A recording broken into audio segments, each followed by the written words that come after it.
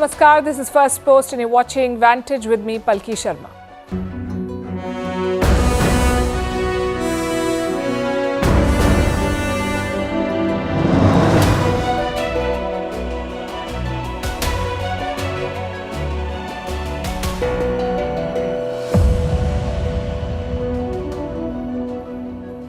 We begin tonight with the story of Paytm. Once synonymous with digital payments in India, the bank is in deep trouble. Their founder, Vijay Shekhar Sharma, has had to resign from the board. But will it be enough to pacify the regulators in India? And what next for Paytm? We'll discuss all of that. Meanwhile, sovereign AI remains in focus. Chipmaker Nvidia wants to collaborate with India to develop it. What does that mean? And why is it significant? In Gaza, hopes of a ceasefire as Israel clashes with Lebanon intensify. In Ukraine, French President Emmanuel Macron says he cannot rule out putting soldiers on the ground. In Pakistan, charges of water terrorism after India builds a dam on the Ravi River. At the World Trade Organization, an old fault line emerges, with India once again pitted against the West. Also a report on how heart diseases are being linked to the Wuhan virus. Can money buy friendship? Apparently it can in China. And a look at India's Gaganyaan mission as Prime Minister Modi reveals the crew. All this and more coming up. The headlines first. Nigerian army denies reports of a coup plot. Reports claim that the presidential guard tasked with the president's protection is on alert. Also alleged the Nigerian president has held emergency meetings. Currently, the West African country is battling a severe economic crisis. In India, the ruling BJP is gearing up for the general election. Finance Minister Nirmala Sitharaman and External Affairs Minister S. Jaishankar will contest. The names of their constituencies haven't been revealed as yet, but speculation is rife that both could contest from Karnataka. Population crisis deepens in Japan. In 2023, births in the country fell to a record low. This marks the 8th consecutive year of decline. Tokyo says it will take quote-unquote unprecedented steps to reverse the declining birth rate. The European Union criminalizes the most serious cases of ecosystem destruction. It is the first international body to do so. Ecosystem destruction includes habitat loss and illegal logging. Countries will have 2 years to make it a national law. And New Zealand is set to scrap its anti-smoking law. Just last year, this first-of-its-kind legislation was brought in. The law banned the sale of tobacco to anyone born after 1st January 2009. It was set to come into effect from July this year.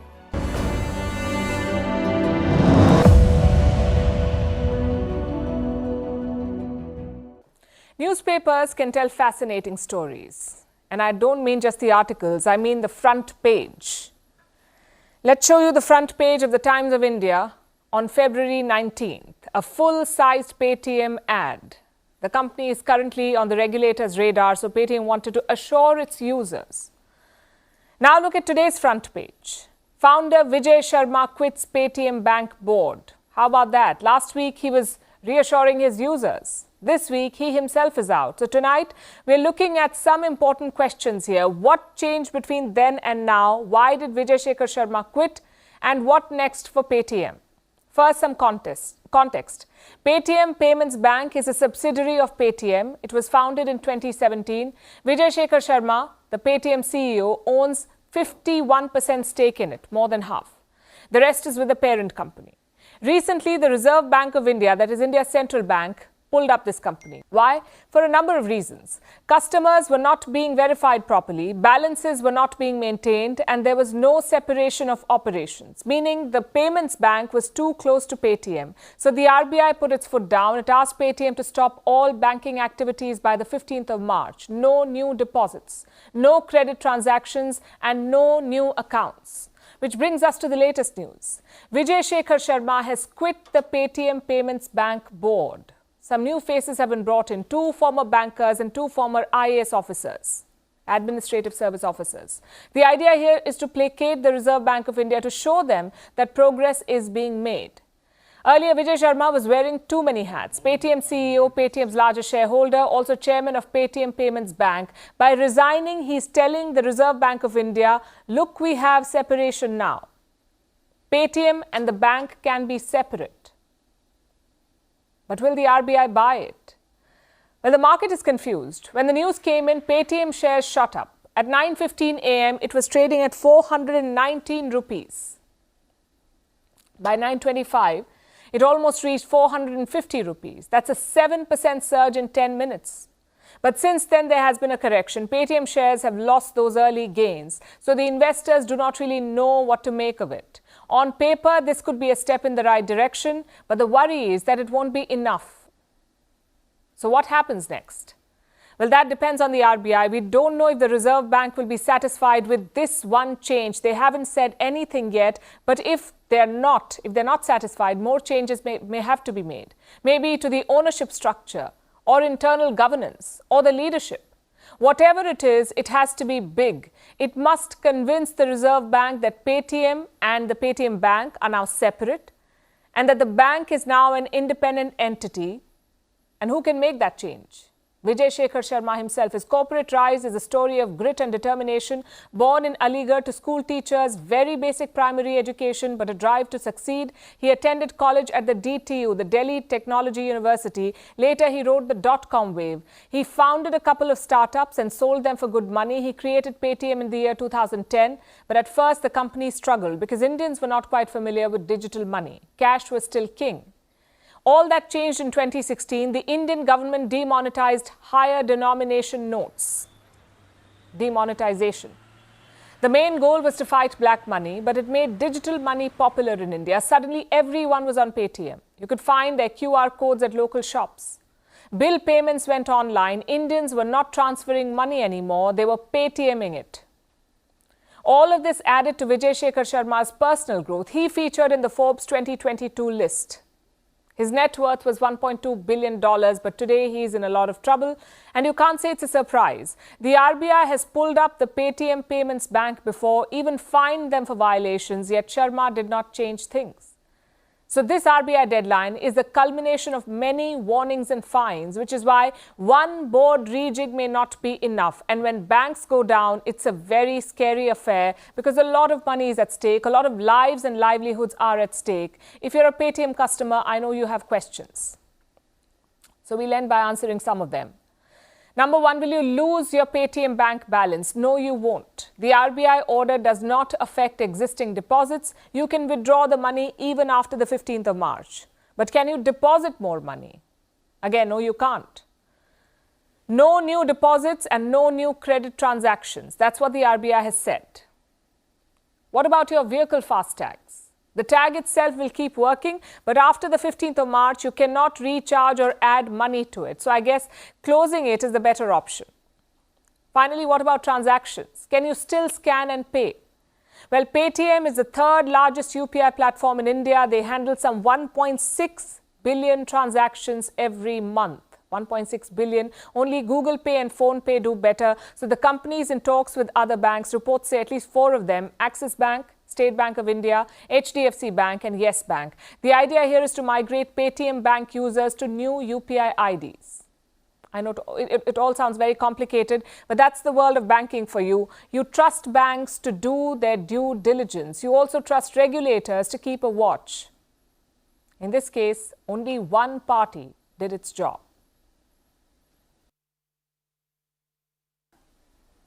The story of Paytm is a cautionary tale, but it shouldn't stop Indian techies from innovating. The next big breakthrough could come from AI, artificial intelligence, especially because India wants to invest in this space, and that's our next story tonight.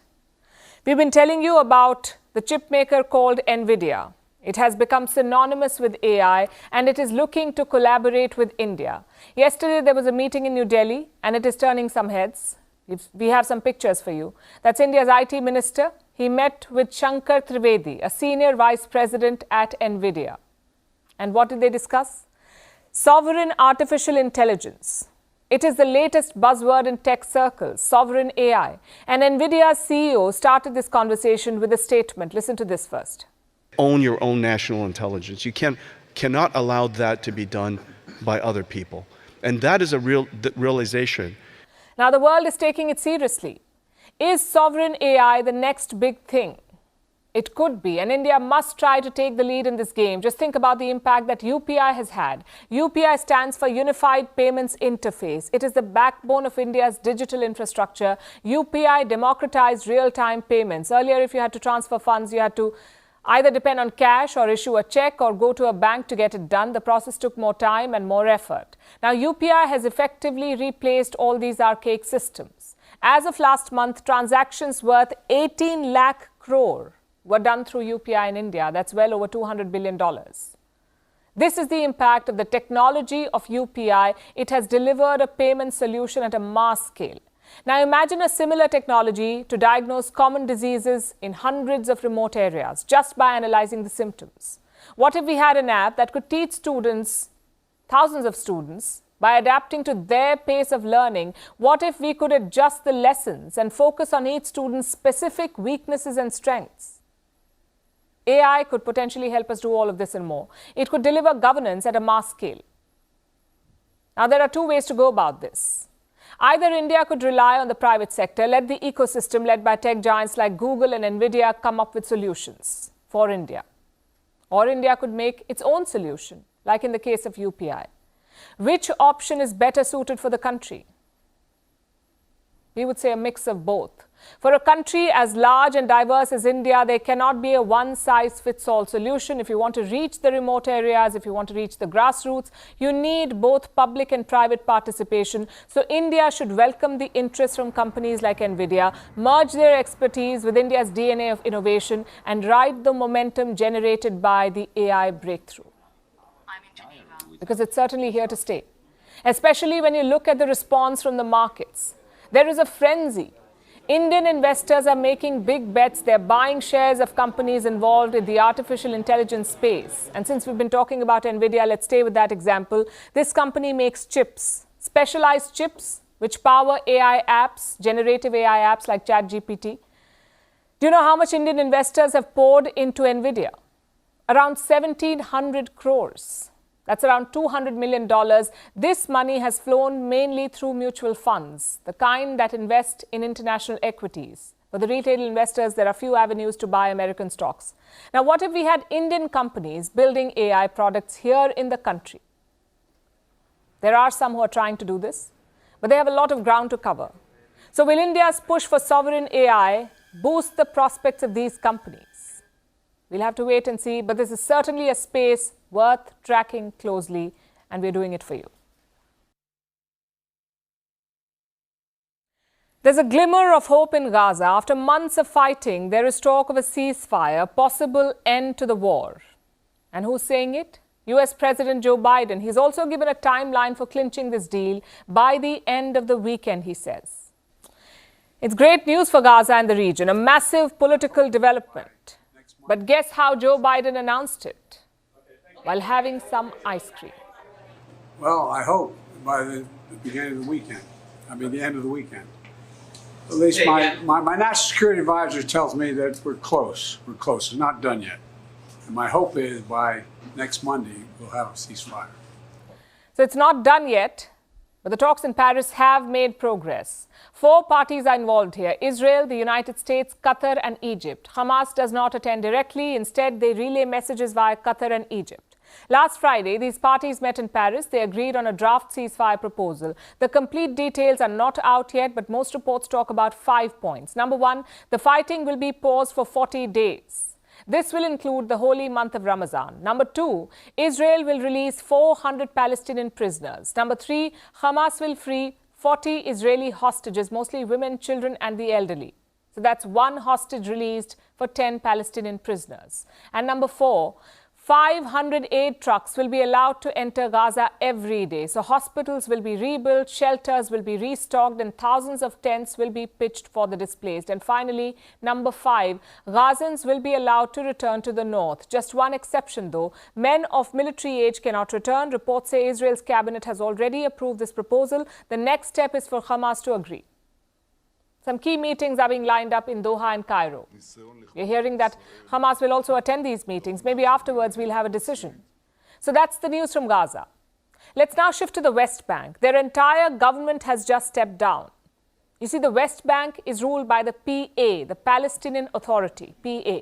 And its prime minister has announced his resignation. He says Palestine needs a new government based on consensus. This decision comes based on the political, security, and economic developments that are related to the offensive on our people in Gaza and the unprecedented escalation in the West Bank and Jerusalem, and to what our people and Palestinian cause are facing, as well as our political system that had been aggressively attacked in an unprecedented manner.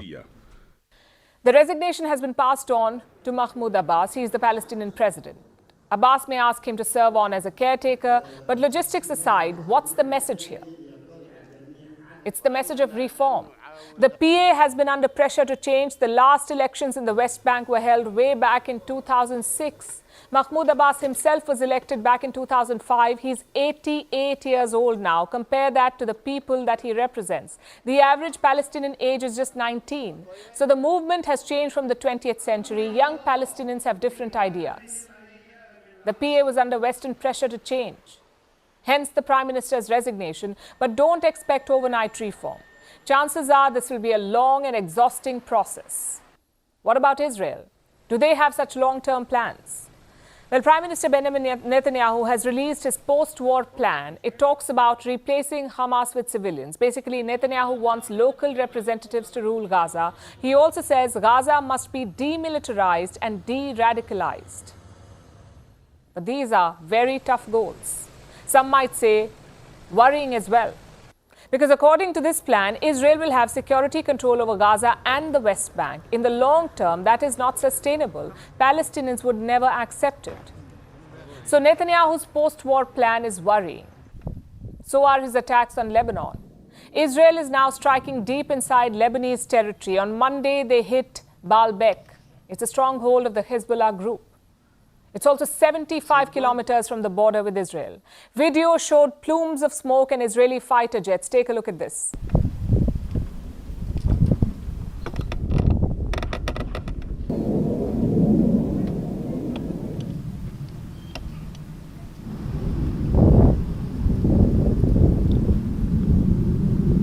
So far, Israeli attacks have been limited to the south, but this was eastern Lebanon, which means that Israel is escalating. The question is why?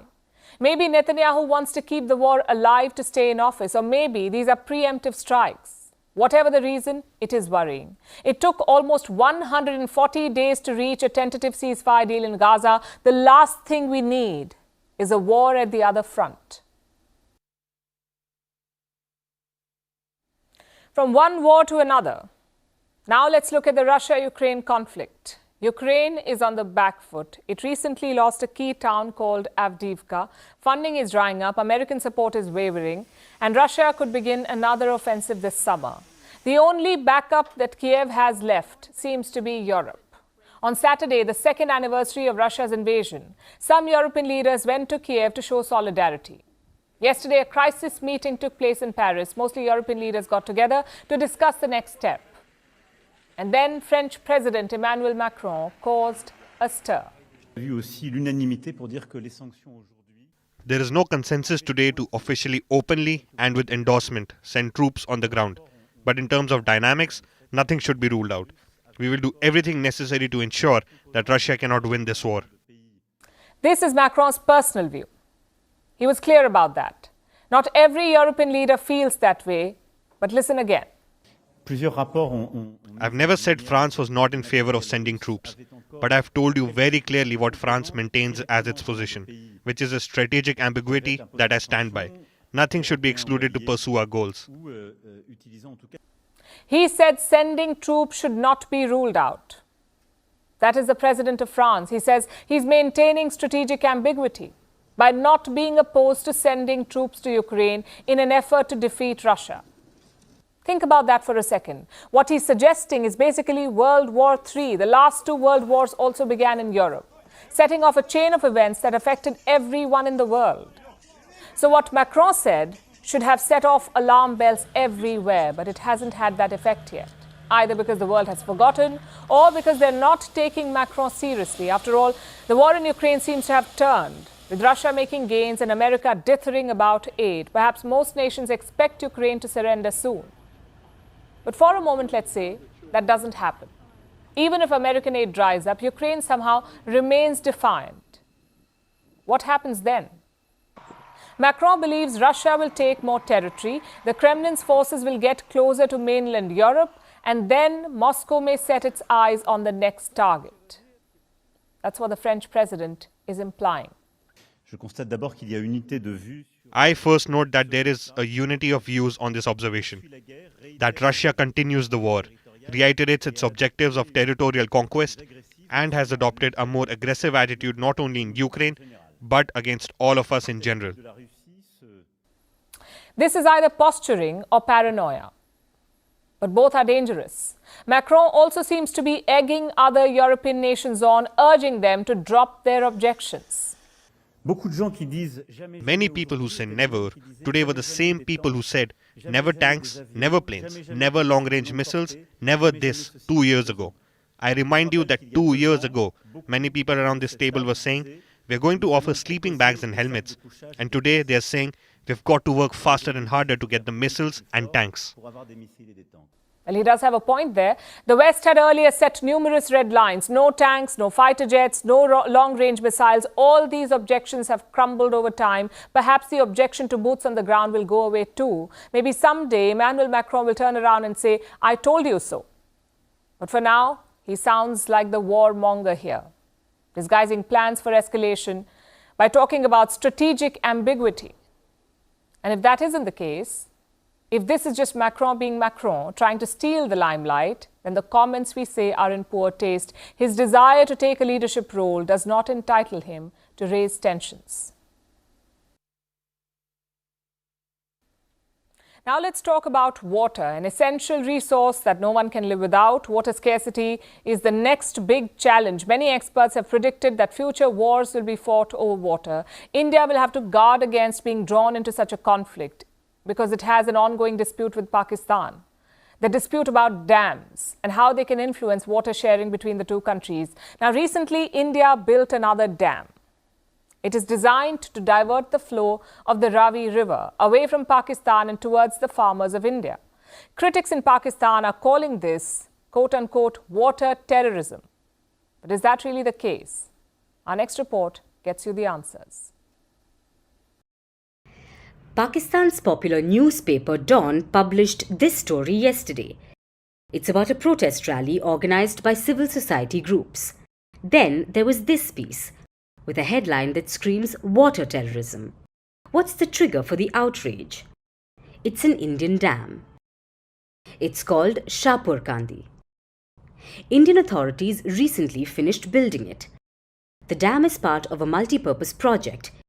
It includes 2 hydropower plants. But the project is making headlines for one thing: the diversion of the river Ravi's waters. Earlier, some of these waters fell into Pakistan and turned into waste. India's new dam will minimize this wastage. It will streamline the flow of the river's waters, make it available to farmers from Jammu and Kashmir and Punjab. They'll be able to harness the supply for irrigation. The project has been stalled for decades. It was first cleared way back in the 1990s. P.V. Narasimha Rao, the then Prime Minister, had laid its foundation. But disputes between local governments and the lack of funding slowed down its progress. In 2018, New Delhi made an intervention and the project was finally revived.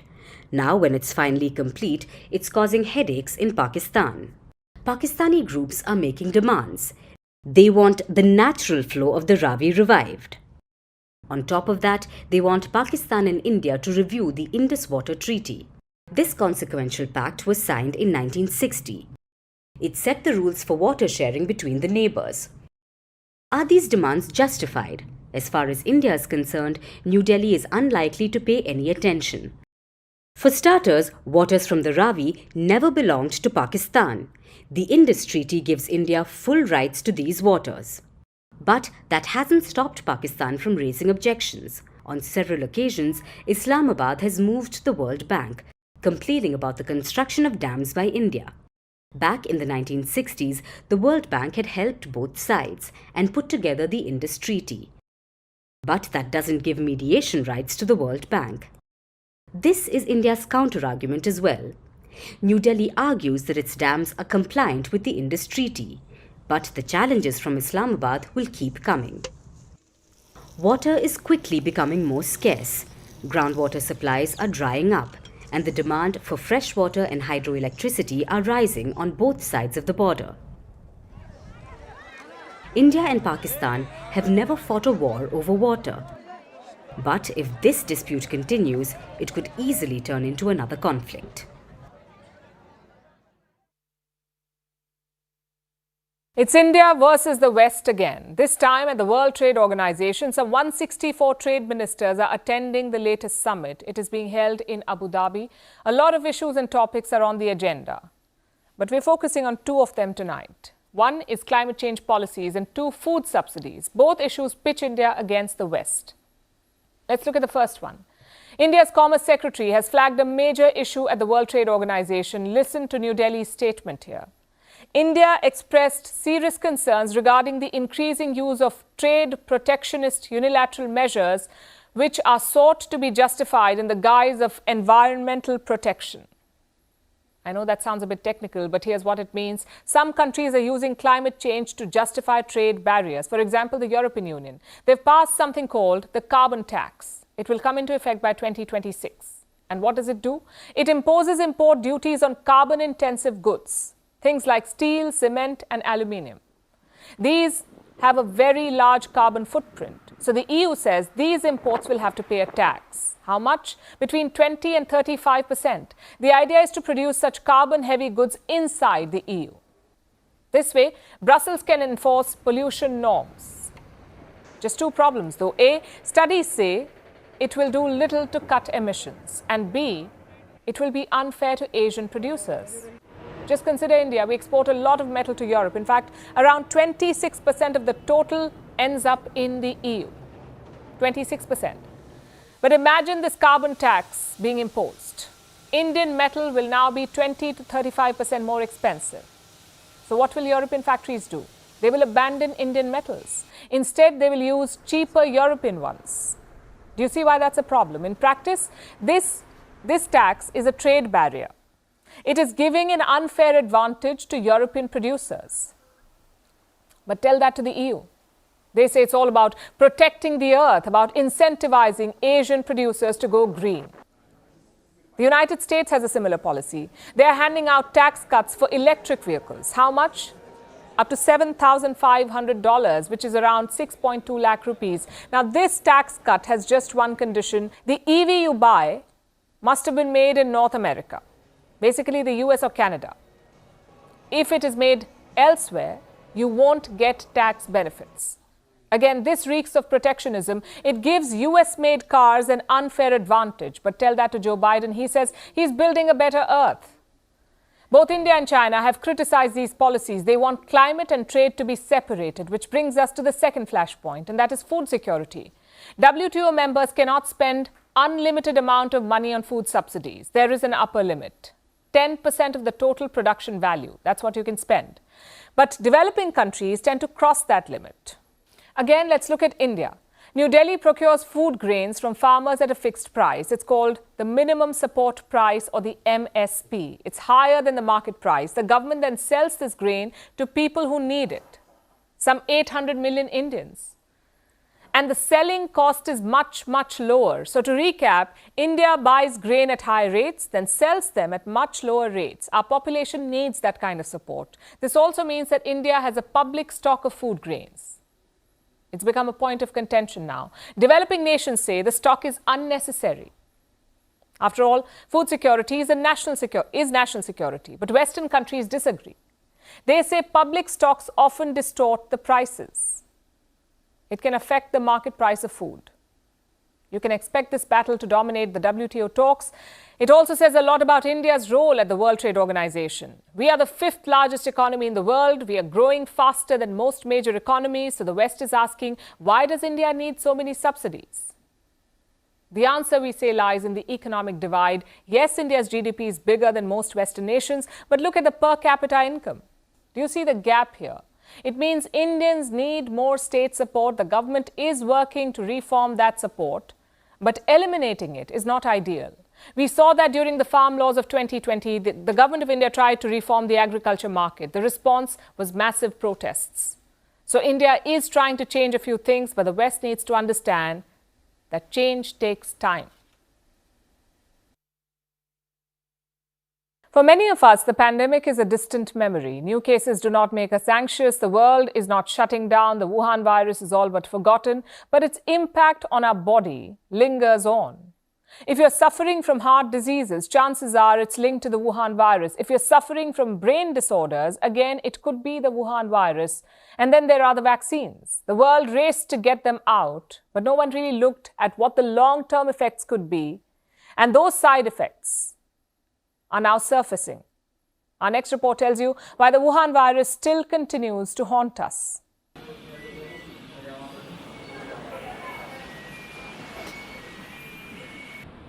Three years, 700 million cases, 7 million deaths, countries under lockdown, economies in shambles. The COVID-19 pandemic left a big impact on the world. But it's still not over. The virus may not be deadly anymore, but it has triggered a wave of other diseases. So what kind of diseases are we looking at? The first is cardiovascular disease. The virus has left people vulnerable to heart-related illnesses. One study says COVID-19 increases the rate of heart attacks by 8%. It increases the rate of strokes by 2%. Since the pandemic struck, 250,000 more Americans over the age of 35 succumbed to heart diseases. Almost 700,000 Americans died from heart disease in 2020, the highest in any year since 2001. But the lines are blurry. Scientists don't know how many are directly related to COVID and how many are due to indirect complications from it.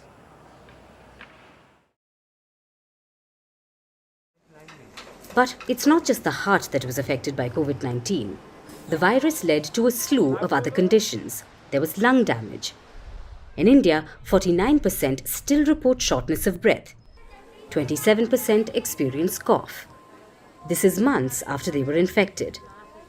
People who have had COVID-19 have a 43% increased risk for autoimmune diseases.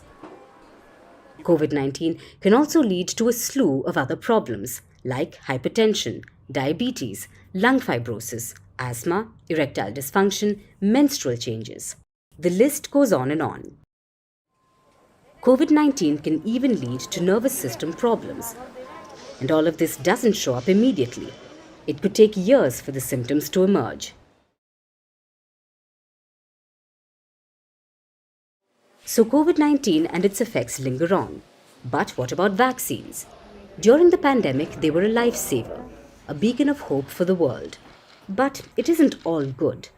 A new study has analyzed 99 million vaccinated people, and it links vaccines to a slew of brain, heart, and blood illnesses. Then there are autoimmune disorders like the Guillain-Barré syndrome. It's a rare autoimmune disorder. It's reported among those who took the AstraZeneca shots. So COVID-19 may not be as prevalent, and new cases may be rare. Countries may have opened up, but the effects linger on even after 4 years. And it's unlikely that they will disappear anytime soon.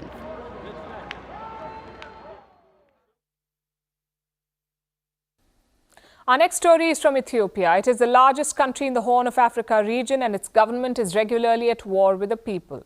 At present, there are two major conflicts taking place, one in the Amhara region and the other in Oromia. The Oromia conflict is long drawn, but the latest phase has been raging since 2018, months after Prime Minister Abiy Ahmed took charge. And another event occurred around the same time. A clandestine security committee was formed. Their existence was kept a secret. Their goal was to try and end the Oromia conflict, but they have reportedly become a Gestapo-like squad, ordering illegal detentions and extrajudicial killings. Here's our report. Ethiopia is a multicultural country, home to people of multiple different ethnicities. The largest group are the Oromo. Native to the southern Oromia region of Ethiopia. The country's Prime Minister, Abiy Ahmed, is also a member of this group. But despite this, his government seems to have been targeting his brethren. After Abiy Ahmed took office in 2018, a secret committee was formed called the Kori Naginya, meaning Security Committee in the Oromo language. This committee was formed to tackle the Oromo conflict, an insurgency that has been raging since at least 1973. It has taken various shapes and forms over the years, but the latest phase began in August 2018, months after Abiy Ahmed came to power. It seems that to counter this, the Ethiopian government formed the Kori Naginya. Now, a security committee may not sound out of place, especially considering the tenuous situation in Oromia. But this committee was kept a secret. Its existence was just confirmed last week by an investigative report. This investigation has brought disturbing details to light. It seems this committee has gone into Gestapo territory, ordering arbitrary detentions, torture, extortion, and even extrajudicial killings. This is according to the head of Ethiopia's Human Rights Commission. He also said the committee overreached its purpose by interfering in the justice system with widespread human rights violations. These violations allegedly include the massacre of 14 tribal leaders in 2021, a massacre later blamed on Oromia rebels. The so-called Security Committee was apparently formed months after Abiy Ahmed took charge. It is allegedly headed by the PM's former chief of staff. It meets in the Oromia regional offices of his Prosperity Party. But so far, there is still no concrete proof that Abiy Ahmed is behind its illegal activities, even though some people have alleged that it was formed at his instigation. If we believe that he has nothing to do with it, then it means that there was a rogue government agency murdering people under his watch. Or we assume that Abiy Ahmed was involved, which means Ethiopia's Nobel Peace Prize winning PM has a murderous secret police force. Neither scenario is good for Abiy Ahmed, nor for Ethiopia. The country has been a hotbed for violence. The Oromia conflict is ongoing. There was the Tigray War that ended in 2022, and now there's a conflict in Ethiopia's Amhara region. Amhara is becoming another killing field. Last Monday, 15 civilians were reportedly killed in an airstrike. At least 45 others were killed last month, allegedly in door-to-door raids by federal security forces. Over 50 people were killed in December, and so on. This is in Amhara. We don't know yet if that region has its own so-called security committee too. If they do, there may be more atrocities waiting to be discovered. Money can't buy friendship, but in China, it can certainly buy the appearance of friendship. And to some, appearance is everything, which is why the business of friendship is booming in China. That's right, business. We are talking about the market of paid companionship, where people can hire someone to be their friend. Well, what does one do with a hired friend? Objectively speaking, it's completely subjective. To rent a friend means no compromise on place, time, or interest. Anything goes, as long as the relationship remains strictly platonic. You simply pay for someone's presence, and they can accompany you on a picnic, go skydiving with you, or listen to your rants over a cup of coffee. How does one find such quote-unquote friends? There are designated websites and apps, but Chinese social media plays a big role here. It has become a popular platform to hire friends. It's kind of like looking for a flatmate on social media. You post an advertisement, list all relevant details, mention the price details, and voila. A fellow netizen will stumble upon the post. If they're interested, they contact you, maybe negotiate the price, and both parties finalize a deal. That's how it works. But speaking of prices, what is the going rate to rent a friend? Based on anecdotal evidence, it's anywhere between $15 to $25, and for the Chinese youth, it's good enough to become a side gig. Few people rent their friendship for fun. For most, it's a business opportunity. So China's youth are renting spare time for extra cash. And paid companionship has become a part of China's gig economy. And like any successful business, it's thanks to a blossoming friendship between supply and demand. The supply here is Chinese youth, with a lot of time on their hands and a need to earn extra money. And why is that? Well, look at China's slow economic recovery, its soaring layoffs. and high youth unemployment, which now stands at 14.5%. The result is this: Chinese youth are crumbling under pressure. Some 54 million people in China suffer from depression, 41 million suffer from anxiety, plus more than 92 million young people live alone in China. So loneliness is spreading across the nation. The youth of China needs new ways to decompress. They need friendship, which can be hard to find. Hence the growing demand for hired friends. But this doesn't apply just to China. Renting relationships is a growing trend the world over. Japan has a similar service, to rent a friend. Also, if you don't want to attend an event alone, you can pay an actor to impersonate your relative or spouse or co-worker. In the US and the UK too, you can rent a friend plus pay extra to hug them. To those who support this trend, paid companionship is a boon. It sits between seeking professional therapy and getting no help at all. But to others, it is bizarre. In the digital age, people use the internet for everything, from buying groceries to finding love. Now they're using it to find friendship as well. But here's the thing: finding a friend is easy. Cultivating a friendship, on the other hand, requires time and effort, not to mention emotional investment.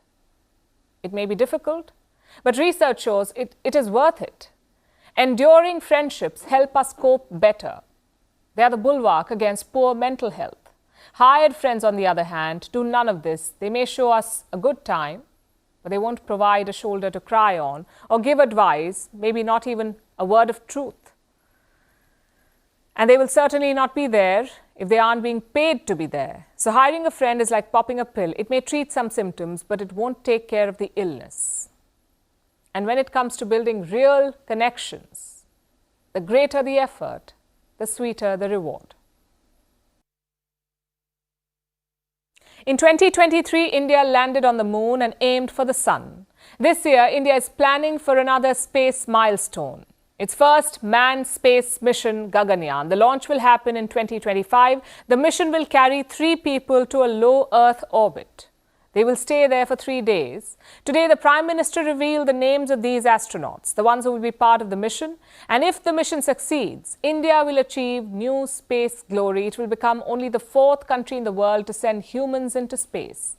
Our next report tells you how India is pushing boundaries in space.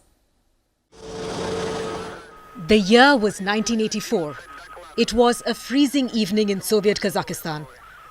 But Rakesh Sharma was in a pearly white spacesuit.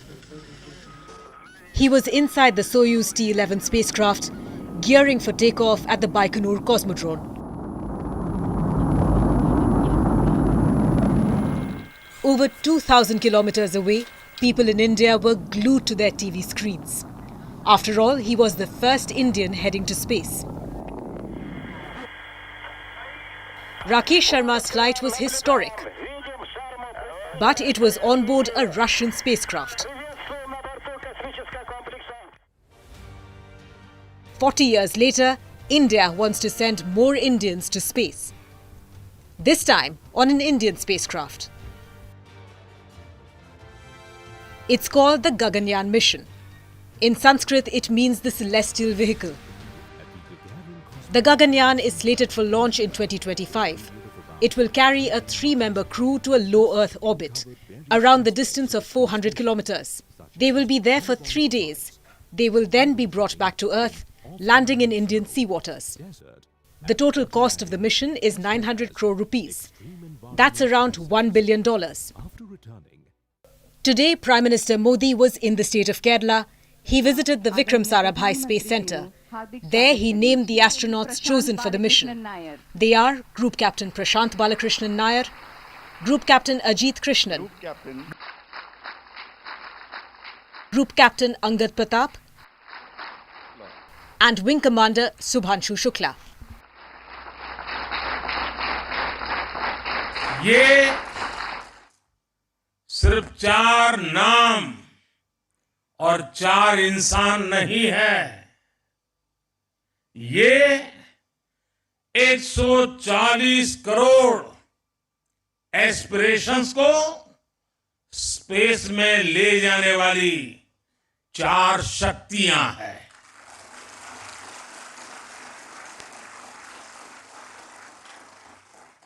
40 वर्ष के बाद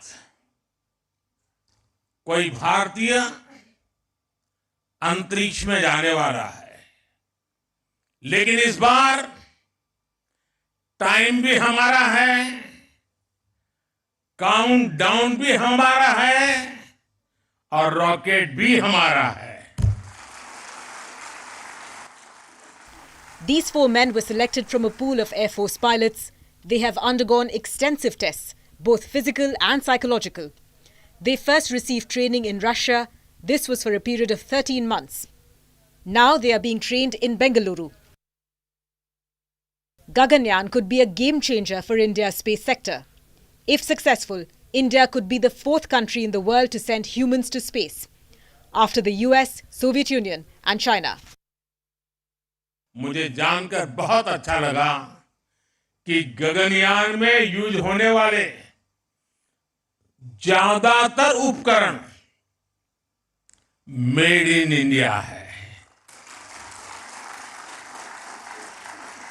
ये कितना बड़ा संयोग है कि जब भारत दुनिया की टॉप 3 इकोनॉमी बनने के लिए उड़ान भर रहा है, उसी समय भारत का गगनयान भी हमारे स्पेस सेक्टर को एक नई बुलंदी पर ले जाने वाला है। Last year, India made history. It became the first country to land near the moon's south pole. Just weeks later, India also launched Aditya L1. This was its first observation mission to the sun. India has more ambitious plans in the wings. There's the Gaganyaan mission that's slated for 2025, but that's not all. India aims to set up its own space station by 2035. It also wants to send an astronaut to the moon by 2040. But the success of all of that hinges on the Gaganyaan mission. It's one takeoff that India will watch with bated breath. And now it's time for Vantage Shots, images that tell the story. In Bolivia, a massive landslide engulfs a village, destroying homes, farms and crops. In Madrid, protesting farmers drove tractors through the city, ringing cowbells and beating drums. And could flying cars soon become a reality? One company thinks so, and it is showcasing its prototype in Barcelona. Finally, taking you back in history, on this day in 1933, the German parliament building was burned down. The Nazi leadership blamed the communists for this. Hitler used this incident to seize power, paving the way for a Nazi dictatorship in Germany. We're leaving you on that note. Thank you for watching. We'll see you tomorrow.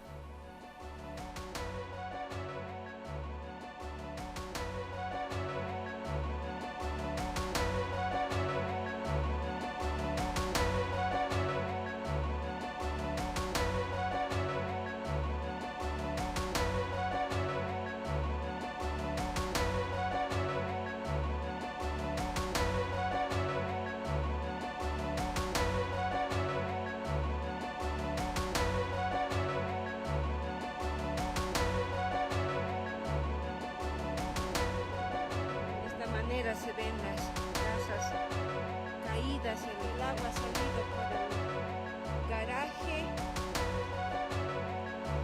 Observando cómo están trabajando las personas. Apenas casi nos llaman por el poste. Más famosa, y pues unas 30 que están con riesgo de caída, pues tienen una excavación en la parte de abajo.